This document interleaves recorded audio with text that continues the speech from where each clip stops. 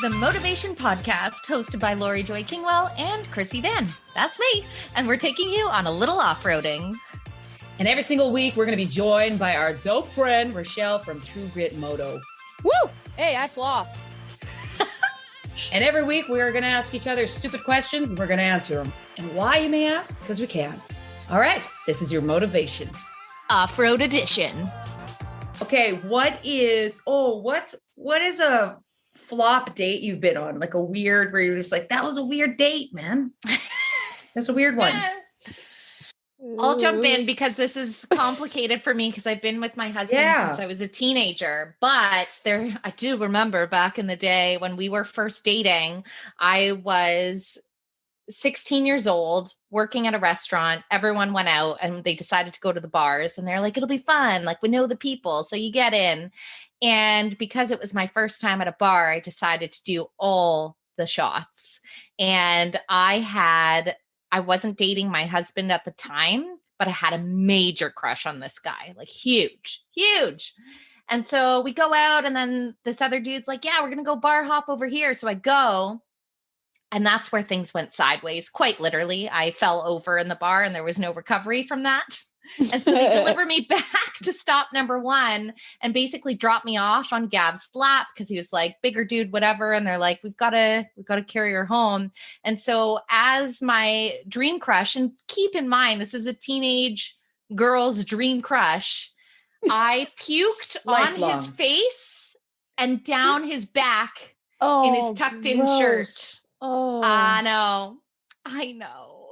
And then proceeded to projectile. And because it caught him so off guard, he dropped me unintentionally. And so I smashed my nose and my face as well, like bleeding purple. So that's love right there. We've been married for 9 years. And together Cat was like, that's my kind of lady. Yeah, he's like, nothing like Jägermeister on its way back. That's the smell of love. it's only up from here. Yeah. It's like, my girl. Right from the stomach. Well done, you. Mm-hmm. Richelle, can you think of yours? No, I don't know. I feel like I don't go on a lot of dates. They all turn into these lifelong partners. You just bang them and bounce. I just in there and out. I had like a long-term boyfriend at the end of high school. And then in between him and my now husband, I was definitely like I just want to have fun. So I only went on like a couple of dates, but the one that was like, this is dating. Okay. So this is what the fuss is about. He and I were on the phone, had been talking. He had lived in a different city. And so we had this like really good phone connection. And then he was coming to the city I lived in at the time, which is Red Deer. And he's like, I'm going to pick you up. We'll go for supper. And I supper. And I was like, okay. So we went to this super high-end restaurant called Moxie's. Love it there. Love it. Which it was like in Red Deer. Best my Caesar age, salad that still to was this day. the high end. I was like, ooh, we fancy now. Okay, get there with my good shoes. And so we proceed to go in, and he's quite quiet and reserved. And I'm thinking, oh, he's just nervous sort of thing. And we sit down. He barely spoke to me. All he did was watch the game that was happening, on the television above my head. I kept trying. It was so awkward. I was like, this dude is not into me at all, which is fine, but just like, let me just go, hang out with my friends then. So drops me off. Date felt like a bust. And of course he's like, yo, I'll call you later. I was like, yeah, sure. Great. Like, just take care, brush your hair. Like, yeah, good. And then thinking he's so not into me, right? It was very obvious. He calls me like a half hour later when he's hit on the road back to where he lived. And he's like, hey, I just want to tell you how good of a time I had with you. And, it was so nice for supper.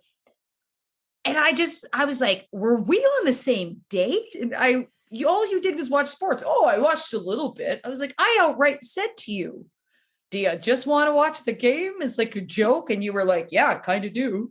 Like, it was just the weirdest thing. So, but it was a weird date, especially when you're just awkwardly eating like your burger and you're just like looking around. Anybody?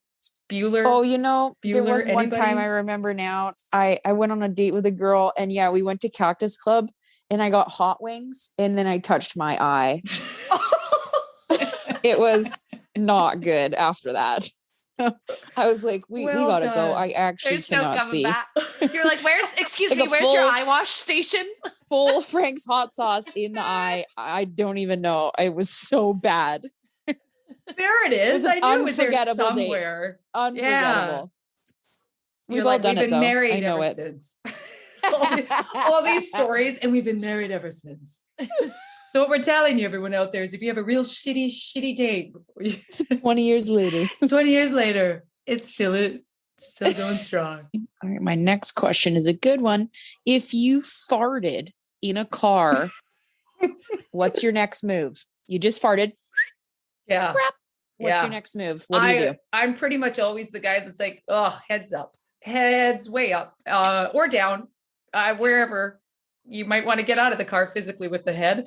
I'm usually, if it happens, unless it's like, I don't know. I'm usually, because if you make the joke out of it right away, you're handling the situation. You get to decide the vibe of that fart. Where if you just ride it out and everyone else decides if it's funny, awkward, now you gotta, whereas like if I've already planted that, like I've done it, it's funny, and this is why, by the time they decide, boom, it's hit them. Boom. Now we're all laughing. Windows down, and we're all having a chuckle.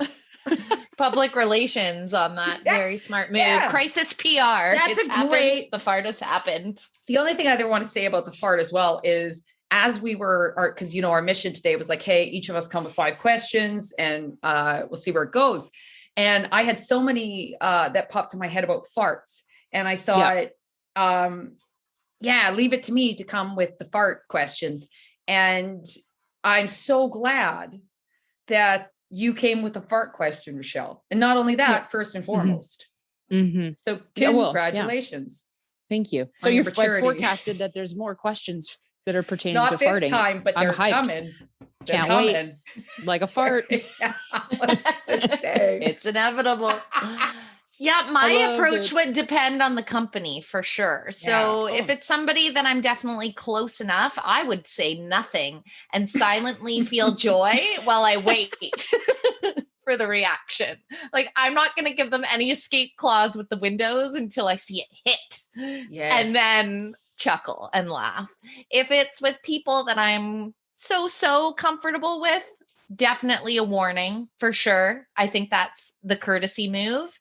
And if my dog is in the car, well, then you really have life decisions of how honest you want to be in this world. Yeah, for sure. I mean, I love the fact that y'all are actually farting in cars.